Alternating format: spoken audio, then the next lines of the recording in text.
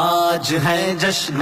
ولادت مرحبا یا مصطفیٰ، آج آئے جانے رحمت مرحبا یا مصطفیٰ۔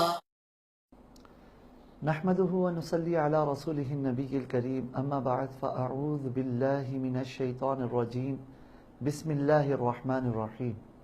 الفرقان نیٹ ورک کے تحت پروگرام ذکر مصطفیٰ میں آج انشاءاللہ تبارک و تعالی ہم حضور صلی اللہ علیہ وسلم کا ایک خاص وصف کے اعتبار سے تذکرہ کریں گے۔ نبی مکرم صلی اللہ علیہ وسلم کے دنیا میں آنے سے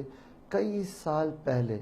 حضرت ابراہیم علی نبینا و علیہ الصلاۃ والسلام نے خانہ کعبہ کی عمارت کی دیواروں کو بلند کیا، اور جب تعمیرات کعبہ مکمل ہوئیں تو آپ نے اللہ تعالیٰ کی بارگاہ میں کچھ خصوصی دعائیں کیں۔ قرآن مجید کی سورہ بقرہ کے مطابق ان میں ایک دعا یہ بھی تھی، آپ نے عرض کیا ربنا وبعث فیہم رسولا منہم یتلو علیہم آیاتک ویعلمہم الکتاب والحکمہ وَيُزَكِّيهِمْ إِنَّكَ أَنْتَ الْعَزِيزُ الْحَكِيمُ۔ اے ہمارے پروردگار، بھیج دے ان مکے والوں کے درمیان انہی میں سے ایک رسول جو ان پر تیری آیتیں پڑھ پڑھ کر سنائیں، ان کے سامنے تیری آیتیں پڑھ کر سنائیں اور انہیں کتاب و حکمت کی تعلیم دیں، معلم ہوں وہ، وَيُزَكِّيهِمْ اور انہیں پاکیزہ کر دیں، بے شک تو ہی غالب ہے، حکمت والا ہے۔ حضرت ابراہیم خلیل اللہ علیہ الصلاۃ والسلام کی یہ دعا اللہ کی بارگاہ میں مستجاب ہوئی، چنانچہ حضور اکرم صلی اللہ علیہ وسلم کی صورت میں مکے والوں کے درمیان ایک معلم کتاب و حکمت پیغمبر مبعوث ہوئے اور اسے اللہ کا احسان قرار دیا گیا۔ چنانچہ سورہ آل عمران میں ارشاد باری تعالیٰ ہے لَقَدْ مَنَّ اللَّهُ عَلَى الْمُؤْمِنِينَ إِذْ بَعَثَ فِيهِمْ رَسُولًا مِّنْهُمْ يَتْلُو عَلَيْهِمْ آيَاتِهِ وَيُزَكِّيهِمْ وَيُعَلِّمُهُمُ الْكِتَابَ وَالْحِكْمَةَ، تحقیق احسان عظیم فرمایا اللہ تعالیٰ نے ان مومنین پر جبکہ بھیجا انہی میں سے ایک رسول ان کے درمیان جو انہیں پاک کرتا اور ان کے سامنے اللہ کی آیتیں پڑھتا، انہیں پاک کرتا اور انہیں کتاب و حکمت کی تعلیم دیتا۔ اس آیت کریمہ سے واضح ہوا کہ حضور اکرم صلی اللہ علیہ وسلم معلم کتاب و حکمت بنا کر دنیا میں بھیجے گئے۔ خود نبی کریم صلی اللہ علیہ وسلم اپنے وصف معلمی کو بیان کرتے ہوئے ارشاد فرماتے ہیں، یہ بخاری شریف کی حدیث پاک ہے، انما بعثت معلما، مجھے تو معلم بنا کر بھیجا گیا ہے۔ چنانچہ ان آیت و احادیث کے مجموعے سے معلوم ہوا کہ رحمت عالم صلی اللہ علیہ وسلم کتاب اور حکمت کے معلم ہیں،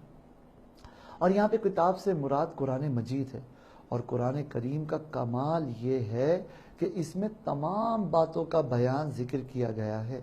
جیسا کہ خود اللہ تعالیٰ ارشاد فرماتا ہے تبیانا لکل شیء، قرآن تو ہر چیز کا بیان ہے۔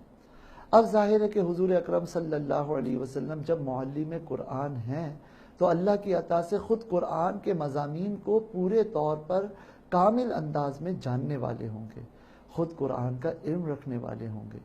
اسی بنا پر علماء اکرام نے بلکہ تمام مسلمانوں نے ان آیت و احادیث کی روشنی میں یہ نظریہ اپنایا کہ رحمت عالم صلی اللہ علیہ وسلم کو قرآن کی وساطت سے اللہ تعالیٰ نے تمام چیزوں کا علم عطا فرمایا۔ جب سے دنیا بنی تب سے لے کر قیامت قائم ہونے تک کی تمام باتوں کا تذکرہ قرآن کریم میں چونکہ موجود ہے، اور حضور اکرم صلی اللہ علیہ وسلم قرآن کریم کے مخلوق کے لیے اولین معلم ہیں، لہذا حضور اکرم صلی اللہ علیہ وسلم ابتدائے تخلیق کائنات سے لے کر قیامت قائم ہونے تک کی تمام باتوں کو جانتے ہیں۔ لیکن چونکہ قرآن کریم بتدریج نازل ہوا، تھوڑا تھوڑا کر کے نازل ہوا، لہذا حضور اکرم صلی اللہ علیہ وسلم کا علم مبارکہ بھی تھوڑا تھوڑا کر کے بڑھتا گیا، حتیٰ کہ جب قرآن کا نزول مکمل ہو گیا تو تمام باتوں کا، قیامت تک کی تمام باتوں کا علم حضور اکرم صلی اللہ علیہ وسلم کو حاصل ہو گیا۔ اسی بات کی طرف اشارہ سورہ نساء کی آیت نمبر 113 میں ہے۔ ارشاد باری تعالیٰ ہے وَعَلَّمَكَ مَا لَمْ تَكُنْ تَعْلَمْ وَكَانَ فَضْلُ اللَّهِ عَلَيْكَ عَظِيمًا۔ اے محبوب، آپ کو سکھا دیا اللہ تعالیٰ نے وہ تمام باتیں جو آپ نہیں جانتے تھے، اور اللہ کا آپ پر عظیم فضل ہے۔ بخاری شریف کی حدیث پاک ہے، رسول اللہ صلی اللہ علیہ وسلم ارشاد فرماتے ہیں کہ ما من شیء لم ارہ، کوئی بھی چیز ایسی نہیں کہ جسے میں نے نہیں دیکھا، الا مگر، نہیں ہے کوئی بھی ایسی چیز کہ جسے میں نے نہ دیکھا ہو مگر وقد رأیتہ فی مقامی ھذا، مگر میں اب دیکھ چکا ہوں ان تمام چیزوں کو اپنی اس جگہ میں،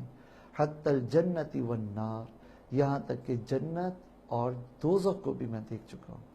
یعنی اللہ تبارک و تعالیٰ نے جنت و دوزخ جو کہ امور غیبیہ سے تعلق رکھنے والے چیزیں ہیں، انہیں بھی حضور اکرم صلی اللہ علیہ وسلم پر مخفی نہ رکھا، بلکہ آپ صلی اللہ علیہ وسلم کو ان کا بھی علم عطا کر دیا۔ جی ہاں، عام انسان اس قابل نہیں ہوتا کہ اسے اللہ تعالیٰ علم غیب سے سرفراز فرمائے، لیکن خود قرآن کریم کے مطابق اللہ تعالیٰ اپنے منتخب پیغمبروں کو علم غیب عطا فرمایا کرتا ہے۔ چنانچہ ارشاد باری تعالیٰ ہے وَمَا كَانَ اللَّهُ لِيُطْلِعَكُمْ عَلَى الْغَيْبِ،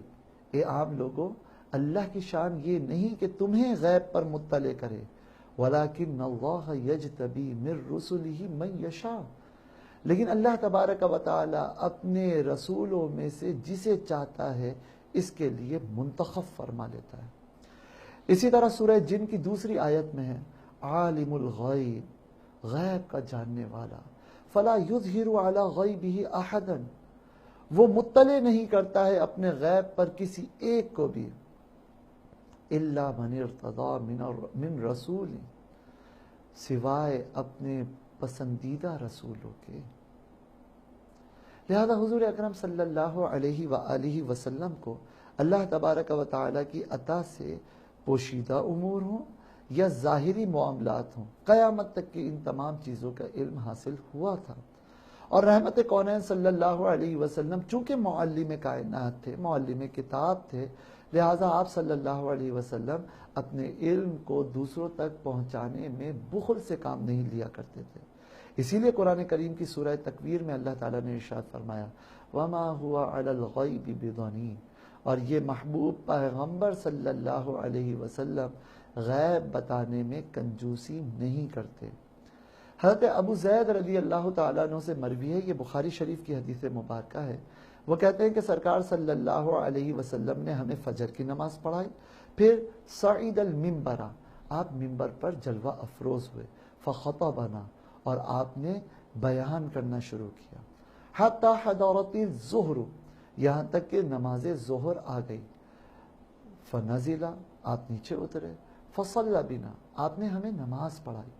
ثم صعید المنبر، آپ پھر منبر پر تشریف لے آئے، فخطبنا، اور آپ نے خطبہ ارشاد فرمایا، پھر عصر کا وقت آ گیا، آپ اترے اور پھر آپ نے نماز عصر ادا فرمائی، منبر پر تشریف فرما ہوئے، اور دوبارہ آپ صلی اللہ علیہ وسلم نے خطبہ ارشاد فرمایا حتی غابت الشمس،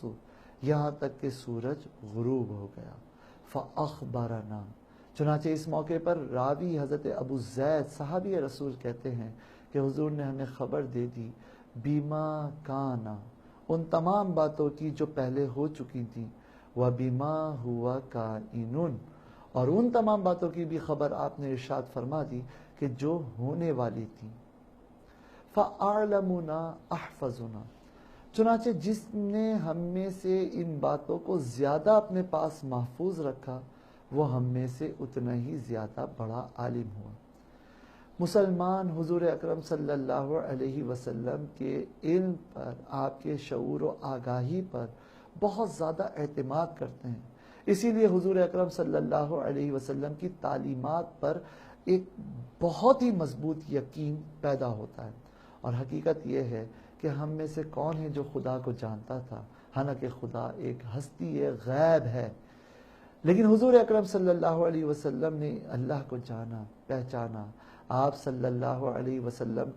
نے اللہ کے بارے میں ہمیں بتایا، اور جب ہم نے حضور اکرم صلی اللہ علیہ وسلم کی تعلیمات میں اللہ تعالیٰ کے وجود، اس کی معرفت، اس کے مقام و مرتبے کو جانا، تو حضور کے علم پر اعتماد کرتے ہوئے ہم نے یقین کر لیا کہ واقعی اس کائنات کا کوئی خدا ہے، وہ ایک تنہا اللہ تبارک و تعالی ہے۔ حضور اکرم صلی اللہ علیہ وسلم کو اللہ تعالیٰ نے تمام تر علوم اور معارف سے آگاہ کر رکھا تھا، اسی لیے انہی علوم کا ایک چھوٹا سا حصہ لوح محفوظ، جس میں تمام انسانوں کی تمام زندگیاں اور تقدیریں لکھی ہیں، یہ بھی ہیں۔ چنانچہ امام بوصیری رحمۃ اللہ تعالیٰ علیہ نے ارشاد فرمایا، فَإِنَّ مِن جُودِكَ الدُّنْيَا وَضَرَّتَهَا وَمِنْ عُلُومِكَ عِلْمَ اللَّوْحِ وَالْقَلَمِ، آپ کے علوم میں سے کچھ حصہ لوح اور قلم کا علم ہے۔ یاد رکھیے،